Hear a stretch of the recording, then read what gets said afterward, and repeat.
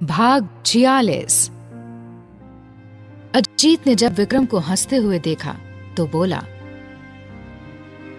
क्या हुआ, तुम हंस क्यों रहे हो? विक्रम बोला, बस यही सोचकर हंस रहा हूं कि यह प्यार भी कितनी अजीब चीज है ना। सही इंसान से हो जाए तो आपको आबाद कर देती है, और अगर गलत से हो तो बर्बाद करके रख देती है।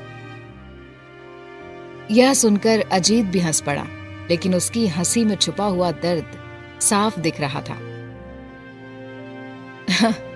बात तो एकदम सही है तुम्हारी, और इस बात का उदाहरण हम दोनों आमने सामने खड़े हैं। अजीत ने एक गहरी सांस ली। हाँ, यह भी अपनी अपनी किस्मत है विक्रम, क्योंकि प्यार कभी भी सोच समझकर नहीं किया जाता। यह तो बस किसी से भी और कभी भी हो जाता है। तुम्हारी किस्मत अच्छी थी कि तुम्हारा दिल विविधा पर आया, और ये मेरी किस्मत की कल्पना पर अपना दिल हारा। विक्रम गंभीर हो बोला, प्यार होना गलत नहीं है अजीत, लेकिन गलत का साथ देना ज्यादा गलत है। अजीत बोला, सभी के लिए प्यार की अलग अलग परिभाषा है। मेरे लिए प्यार का मतलब है समर्पण। भले ही कल्पना लाख बुरी है, मुझे प्यार नहीं करती, लेकिन इससे मुझे क्या? मैंने तो अपने हिस्से का प्यार किया है, और जब तक हो सकेगा इसे निभाऊंगा भी। मैंने अकेले ने प्यार किया है, तो मैं अकेले ही इस प्यार को निभा रहा हूं। खुद से प्यार करने को सामने वाले को मजबूर नहीं कर सकता। दोनों कुछ देर तक खामोश रहे। अजीत बोला, तो क्या तुम मेरी कंपनी खरीदना चाहोगे? विक्रम ने उसकी ओर देखा। यह जानते हुए भी कि तुम उन पैसों का इस्तेमाल मेरे दुश्मन को सुरक्षित करने के लिए करने वाले हो, मैं भला तुमसे तुम्हारी कंपनी क्यों खरीदूंगा? अजीत बोला, जानता था, इसलिए मैंने तुमसे नहीं तुम्हारी बीवी और काका से बात करने का सोचा था। खैर, गलत तुम भी नहीं हो, क्योंकि तुम्हारी जगह कोई और होता तो यही करता। विक्रम बोला, तुम चाहते तो कोई और बहाना बना सकते थे। मुझे सामने से बताने की क्या जरूरत थी कि तुम क्यों अपनी कंपनी को बेचना चाहते हो? क्योंकि धोखेबाजी मेरे खून में नहीं। गलत का साथ देता हूं तो सामने से देता हूं, पीठ पीछे कुछ और सामने से कुछ वालों में से नहीं हूं मैं। विक्रम बोला, आदमी दिलचस्प हो तुम। अगर तुम उस कल्पना के साथ नहीं होते तो शायद आज हम अच्छे दोस्त होते। अजीत मुस्कुरा दिया। सच कहूं तो कभी कभी मुझे भी ऐसा ही लगता है। विक्रम बोला, सॉरी अजीत, लेकिन अगर किसी और की वजह से तुम इस कंपनी को बेच रहे होते तो मैं हाथों हाथ ले लेता, लेकिन यह वजह बिल्कुल नहीं चलेगी। और एक बात मैं अभी साफ साफ बता दे रहा हूं कि ना तो मैं खुद इस कंपनी को खरीदूंगा और ना ही किसी और को खरीदने दूंगा। अजीत ने एक पल विक्रम की ओर देखा और मुस्कुराता हुआ वहां से चला गया। विक्रम अपनी जगह खड़ा उसे जाते देख रहा था। वह तय नहीं कर पा रहा था कि अजीत का प्यार गलत था या सही था। भला कोई कैसे अपनी पूरी जिंदगी सिर्फ एक इंसान के प्यार के सहारे काट सकता है, वह भी तब जब वह इंसान उसे प्यार नहीं करता। क्या बीतेगी अजीत पर सच जानकर कि कल्पना ने उसे कितना बड़ा धोखा दिया है। ललिता बुआ मेघा का पीछा करते हुए एक सुनसान इलाके में मौजूद घर के बाहर पहुंच गईं। उन्होंने कुछ दूरी से देखा कि मेघा उस लड़के के साथ घर के अंदर चली गई है। ललिता बुआ सोचने लगी कि यह लड़का मेघा को यहाँ क्यों लाया है। इसके इरादे कुछ अच्छे नहीं लगते। चलकर देखती हूँ कि माजरा क्या है। ललिता बुआ ने अपनी स्कूटी एक तरफ छुपाकर खड़ी कर दी, ताकि घर से बाहर झांकने पर भी कोई उसे देख ना पाए। वह अब छुपते छुपाते उस घर की तरफ बढ़ चली। उस घर से कोई आवाज नहीं आ रही थी, और यह बात ललिता बुआ को और परेशान कर रही थी कि इस घर में इतनी शांति क्यों है। वह घर की एक खुली हुई खिड़की की तरफ चल दी, ताकि वहां से झांक सकें कि अंदर क्या चल रहा है। जब उन्होंने खिड़की से अंदर जाकर देखा तो पाया कि मेघा एक तरफ सोफे पर डरी हुई सी बैठी थी और पास ही वह लड़का उसके सामने हाथ में चाकू लिए खड़ा था और हंस रहा था, जो कि उसे यहाँ लाया था। हम तुम्हारे जैसे बेवकूफ लालची लड़कियों को अपना शिकार बनाते हैं। महंगे कपड़े और महंगी गाड़ी क्या देख ली, हम पर भरोसा कर लेती हो। दूसरे कमरे से एक और लड़का आया, उसके हाथ में एक इंजेक्शन था। वाह मुरली, अच्छा शिकार पकड़ा है तुमने। हम इसके सारे ऑर्गन निकालकर बेच देंगे और किसी को पता भी नहीं चलेगा कि यह लड़की गई कहां और उसके साथ हुआ क्या। मुरली बोला, संतोष, अब और इंतजार नहीं होता, इंजेक्शन लगा इसे। एक किडनी तो हमारी अभी हाथों हाथ बिक जाएगी, क्योंकि एक पार्टी तैयार बैठी है और इस लड़की की किडनी उसके लिए एकदम परफेक्ट है। मेघा उन लोगों से अपनी जान की भीख मांगने लगी, पर वह उस पर हंस रहे थे। ललिता बुआ ने जब अपनी बेटी की जान को खतरे में देखा तो घबरा गईं कि मेघा कहां इन लोगों के बीच फंस गई। मुझे अपनी बेटी को बचाना होगा। ललिता बुआ ने वहां पास ही में पड़ी एक ईंट उठाकर खिड़की से अंदर फेंक दिया और भागकर एक दीवार के पीछे छुप गईं। बाहर से आती आवाज सुनकर मुरली और संतोष सहज हो गए। मुरली ने संतोष को इशारा किया कि इस वक्त यहाँ कौन हो सकता है, देख तो जाकर कि कहीं कोई गड़बड़ तो नहीं है। संतोष इंजेक्शन वहीं रखकर घर से बाहर निकल पड़ा और मुरली चाकू लेकर मेघा की निगरानी करने लगा ताकि वह भाग ना सके। ललिता बुआ ने अपने पर्स से पेपर स्प्रे निकाला और उस संतोष के आने का इंतजार करने लगी। 2 मिनट बाद ही संतोष उस खिड़की के पास पहुंच गया और अपनी कमर में लगी गन निकाल ली। उसे वहां कोई नहीं दिखाई दिया तो ऐसे में थोड़ा और आगे बढ़ गया, जिस तरफ बुआ छिपी हुई थी।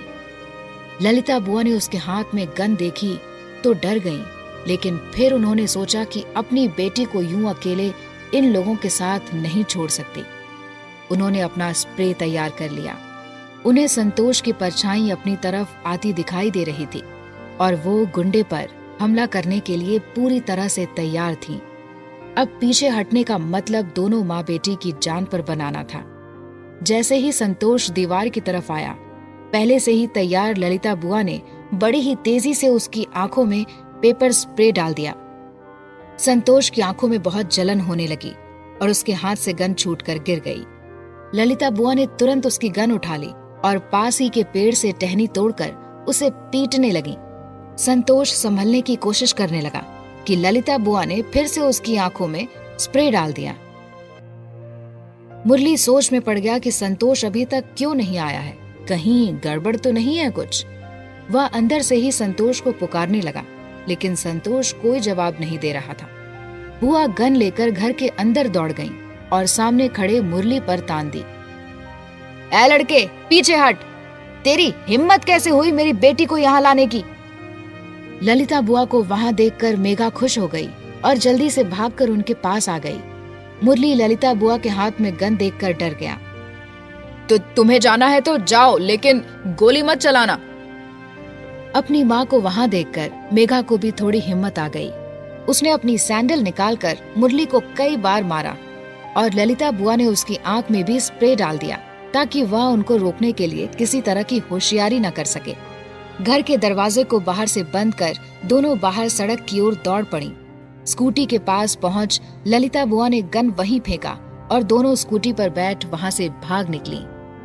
रास्ते में स्कूटी पर पीछे बैठी मेघा दुखी होते हुए बोली, थैंक यू मम्मी, आपने बचा लिया, वरना आज तो मेरी जिंदगी का आखिरी दिन था। ललिता बुआ उसे डांटने लगी। देखा, आज तेरे लालच के चक्कर में तेरी जान पर बनाई। किसी अनजान आदमी पर कैसे भरोसा कर सकती है तू? आज के टाइम में इस दुनिया में कोई किसी को मुफ्त में कुछ नहीं देता, पूरी कीमत वसूलता है। क्यों आई थी इसके साथ तू? मेघा मुंह लटकाकर बोली, मुझे लगा कि पैसे वाला है तो सोचा कि इसे पटा लूंगी। ललिता बुआ बोली, तेरे पापा को भी मैंने पहले परखा था कि नीयत में यह इंसान सही तो है ना। यह सब जानकर ही मैंने उन्हें अपने प्यार के जाल में फंसा लिया था। तब के और आज के जमाने में बहुत अंतर है। वह तो शुक्र है कि मैंने तुझे गाड़ी में बैठे जाते देख लिया था, वरना आज तेरा नामो निशान मिट जाता और हमें पता भी नहीं चलता कि तू कहाँ है। अभी वक्त है, सुधर जा और अपनी मेहनत कर। अगर तेरी किस्मत में कोई राजकुमार लिखा है तो तुझे जरूर मिलेगा, और अगर नहीं लिखा तो तू कितनी भी कोशिश कर ले, कुछ नहीं होगा। अपनी मम्मी को ही देख ले कि क्या नहीं किया मैंने, लेकिन क्या अमीर बन गई। यहाँ तक कि तुम बच्चों ने भी मेरा साथ छोड़ दिया और मैं अकेली रह गई।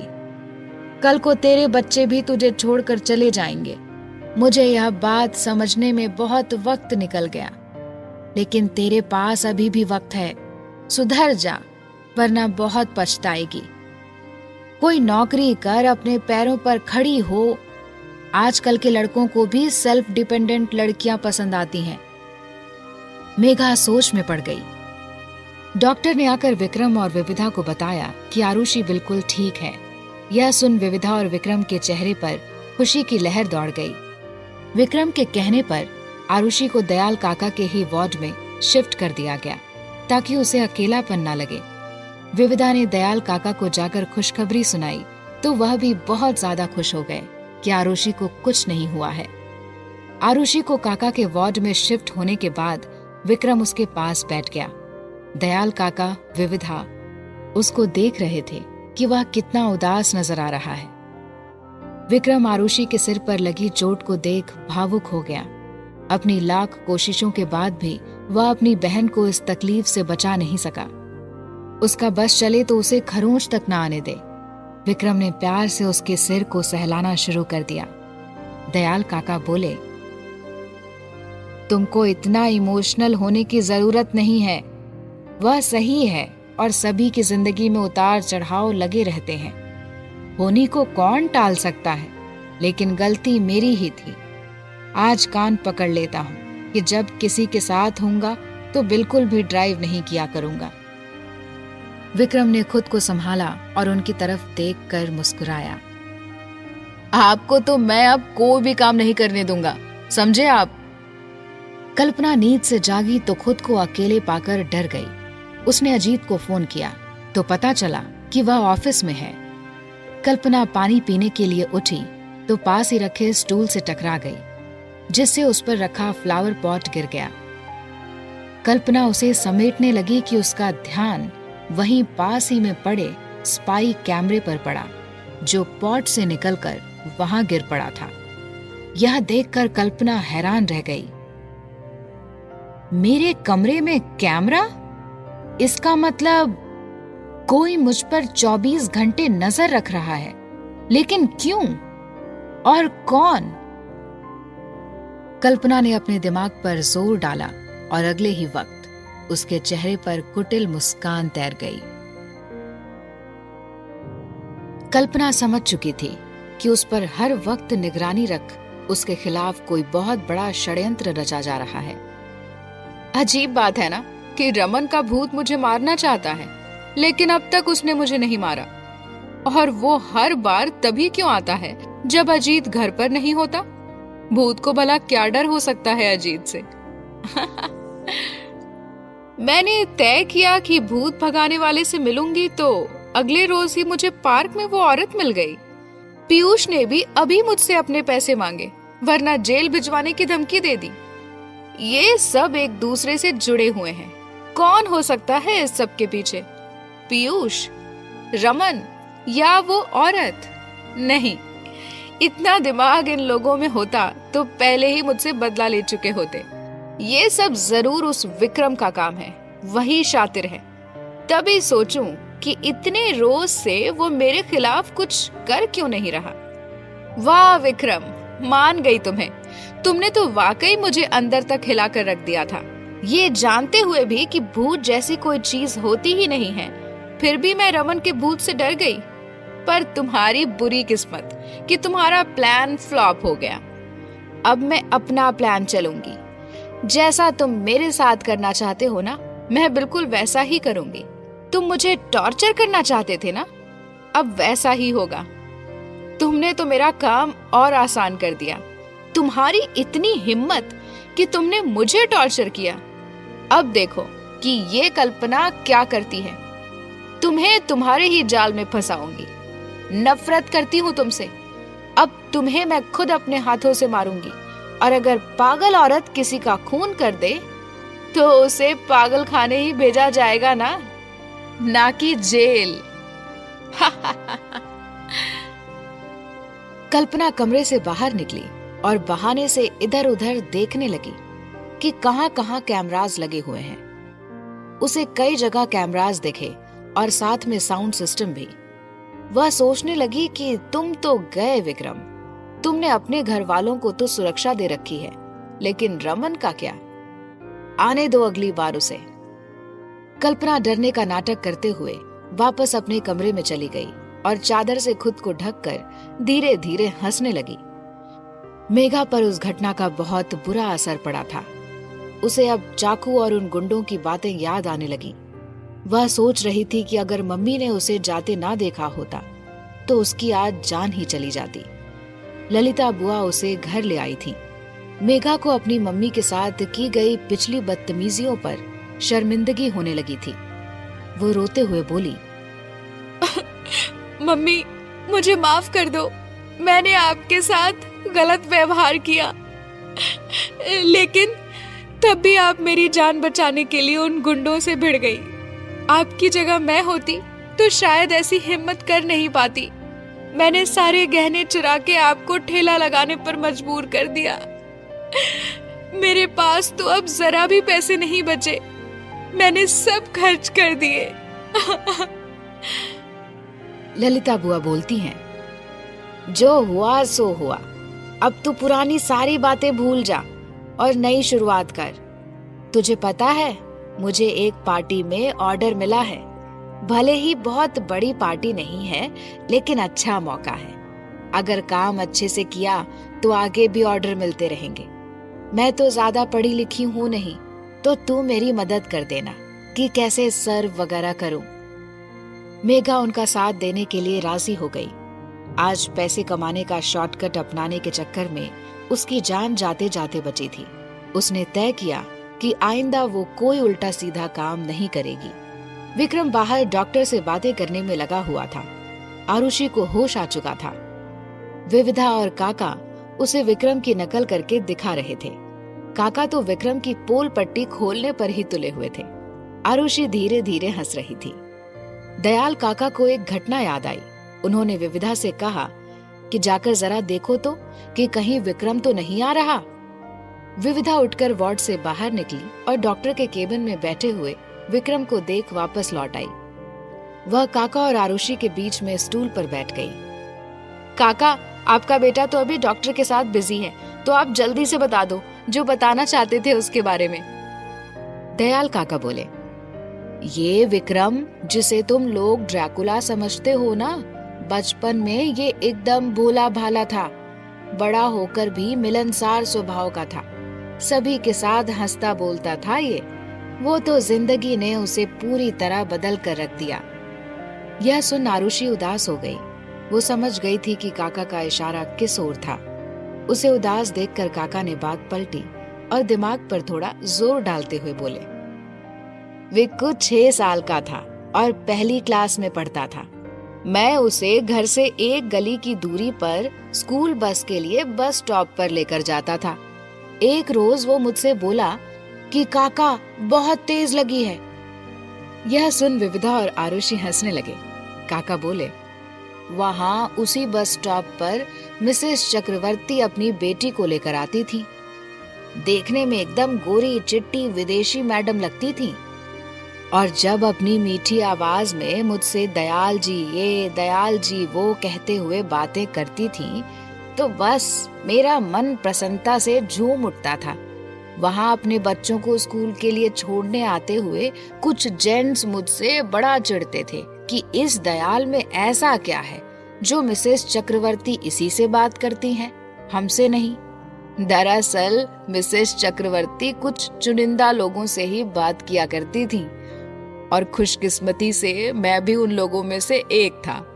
शायद मेरी भोली शक्ल के कारण ऐसा संभव हो पाया था। विक्कू जानता था कि मुझे मिसेस चक्रवर्ती से बात करना बेहद पसंद था। वो इस राज को छुपाए रखने और मुझे ही अपने साथ बस स्टॉप तक ले जाने के बदले हर हफ्ते एक चॉकलेट लेता था। विविधा ने आरुषि की ओर देखा। मतलब इन दोनों काका भतीजे की जोड़ी शुरू से ही ऐसी है। दोनों अब हंसने लगी। आरुषि अभी खुलकर नहीं हंस पा रही थी, लेकिन काका की बातों का पूरा आनंद ले रही थी। हाँ, तो उस वक्त भी मैं उन्हीं से बात कर रहा था, तो विक्कू की बात पर ध्यान ही नहीं गया। विक्कू ने फिर से मेरा हाथ खींचा और कहा कि काका जोर से लगी है बहुत। मैंने फिर भी ध्यान नहीं दिया, लेकिन जब थोड़ी देर बाद एक महक ने वहां का माहौल खराब कर दिया। सभी लोग इधर उधर देखने लगे कि ये बदबू आ कहां से रही है। थोड़ी देर में सब समझ आ गया कि किसी बच्चे का पेट हल्का हो गया है। मैंने थोड़ा गुस्सा दिखाते हुए कहा कि किसने की ये गंदी हरकत? अपने बड़ों को बता नहीं सकते थे क्या? पूरा वातावरण दूषित कर दिया। किस गधे का बच्चा है ये? कोई कुछ नहीं बोला। अब पता हो तो बोले ना। इतने में मिसेस चक्रवर्ती का ध्यान विक्कू पर गया, जो आंखों में आंसू लिए खड़ा था और उसकी पैंट भी गीली थी। तो उन्होंने मेरा ध्यान उस ओर खींचा। कहती, दयाल जी, ये आप ही का बच्चा है जिसने ये कांड किया है। मिसेस चक्रवर्ती ने थोड़ा डांटते हुए मुझे कहा कि बच्चा कब से कह रहा था आपसे कि लगी है, लेकिन आपने उसकी बात समझी ही नहीं। विविधा और आरुषि हंसते हुए छी कहने लगे। दयाल काका बोले, मेरी तो सिट्टी पिट्टी गुम हो गई। सभी जेंट्स मुझ पर हंसने लगे और मिसेस चक्रवर्ती के सामने बेइज्जती हो गई। सो अलग। इतने में स्कूल बस आ गई। सभी अपने बच्चों को छोड़कर चले गए। अब उस स्टॉप पर केवल मैं और विक्कू रह गए। विक्कू लंबी लंबी सांसें लेते हुए आंखों से आंसू भरकर मुझे देख रहा था। आखिर मेरी लापरवाही की वजह से उसकी इतनी भारी बेइज्जती जो हो गई थी। मैं विक्कू को लेकर वापस लौट पड़ा। वो अब भी मुझे घूरे जा रहा था। कुछ कदम चलकर ही मैं रुक गया कि अगर विक्कू को इस हाल में घर लेकर गया तो सबको पता चल जाएगा इस बारे में। मैंने मिस्टर नेगी के बगीचे में लगे नल को देखा और अगले ही पल विक्कू को देखा और एक शैतानी भरी मुस्कान मेरे चेहरे पर आ गई। विक्कू मेरा इरादा समझ गया और वहां से भागने को हुआ, लेकिन मैंने उसे पकड़ लिया और जबरदस्ती मिस्टर नेगी के बगीचे में ले गया। विक्कू भले ही उस वक्त काफी छोटा था, पर अपनी रेपुटेशन का तब भी उसे बराबर ख्याल था। वो कैसे बर्दाश्त कर लेता कि सरे राह उसकी इज्जत खराब करूं मैं? पर मेरे पास चारा भी तो नहीं था। मिस्टर नेगी की 6 साल की बेटी अनन्या उसकी गर्लफ्रेंड थी, जो विक्कू के क्लास में ही पढ़ती थी। आरुषि हैरानी से धीरे से बोली, भाई की इतनी कम उम्र से गर्लफ्रेंड थी? दयाल काका बोले, अपना विक्कू तो शुरू से ही रोमांटिक किस्म का था और था भी बहुत ही क्यूट और गोल मटोल, तो सभी लड़कियों को वो पसंद आता था। पर किसी लड़की को कभी उसने प्रपोज नहीं किया। जो भी प्रपोजल आए वो सामने से आए। विविधा बोली, तो क्या आपके विक्कू को उस अनन्या ने प्रपोज किया था? हाँ, वो भी सबके सामने बस स्टॉप पर। वो उसके पास आई और अपनी तोतली आवाज में बोली, विक्कू, मेरे पास होल चॉकलेट है। अगर तुम मेरे बॉयफ्रेंड बनोगे और मुझे अपने चीक्स पुल करने दोगे तो मैं तुमको अपनी 2 चॉकलेट्स दे दूंगी। अब विक्कू को तो चॉकलेट बहुत पसंद थी, तो उसने तुरंत हाँ कर दी।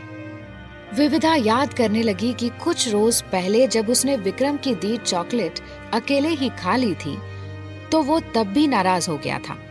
तभी आरुषि की धीमी सी आवाज ने उसका ध्यान अपनी ओर खींचा। फिर?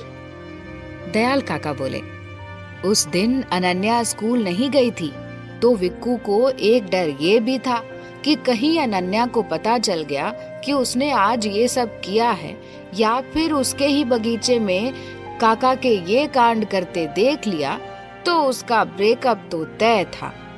उस बेचारे ने खूब लात घूंसे जमाए मुझे, लेकिन मैंने उसे नहीं छोड़ा। कोई चारा भी तो नहीं था। वहीं मिस्टर नेगी के बगीचे में लगे नल पर उसकी पैंट वगैरह साफ की और विक्कू मेरे गमछे को लपेटे मुझसे मुंह फुलाए बैठ गया। मैंने सारी सफाई करके उसकी पैंट वहीं सूखने को छोड़ दी और बड़े मालिक को फोन करके काम का बहाना कर दिया कि 1-2 घंटे में आ जाऊंगा। कड़कड़ाती धूप में कितना ही वक्त लगता है पैंट सूखने में। मैं विक्कू को मनाने की कोशिश करता रहा घंटे भर, और जब वो माना कि तभी ऊपर टेरेस से अनन्या ने उसे इस हालत में देख लिया। और फिर क्या? विविधा बोली, फिर क्या काका? फिर अनन्या ने उससे ब्रेकअप कर लिया, क्योंकि उसकी फ्रेंड्स उसका मजाक उड़ाती ना। इस तरह उन दोनों का रिश्ता बस 10 दिन ही टिक पाया। इसके बाद विक्कू ने पूरा 1 दिन मुझसे कट्टी रखी, पर वो 1 दिन मुझे 1 साल के बराबर लगा। अगले ही दिन मैंने भी मिसेस चक्रवर्ती से मन ही मन ब्रेकअप कर लिया, क्योंकि मेरे लिए पूरी दुनिया एक तरफ और मेरे विक्कू की दोस्ती एक तरफ। पैंट सूखने के बाद मैंने उसे वापस से विक्कू को पहनाया और स्कूल छोड़कर आया। कई मान मनावल के बाद विविधा का हंस हंस कर बुरा हाल हो गया।